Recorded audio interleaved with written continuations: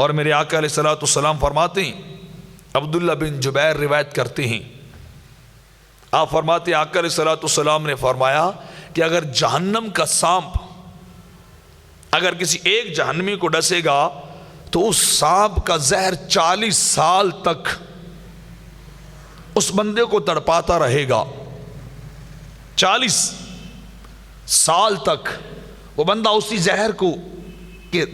زہر کے اثر میں رہے گا اور تڑپتا رہے گا۔ اسے کوئی پٹی مرہم لگانے والا نہیں ملے گا، اسے مرہم اور تریاق نہیں ملے گا کہ وہ اس آگ سے، اس زہر سے اپنے آپ کو محفوظ کر لے، اپنے آپ کو بچا لے۔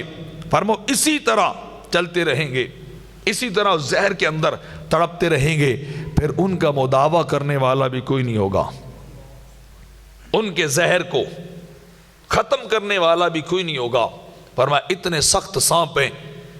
تو آج بندوں کو سوچنا چاہیے کہ ہم کیوں اپنے آپ کو گناہوں کے دلدل میں دھکیلتے جا رہے ہیں، کیوں اپنے آپ کو ہم بدکاریوں کی طرف لے کے جا رہے ہیں، کیوں ہم سیاکاریوں کی طرف لے کے چلتے جا رہے ہیں، اپنے آپ کو کیوں ہم ان چیزوں کا ایندھن بنا رہے ہیں۔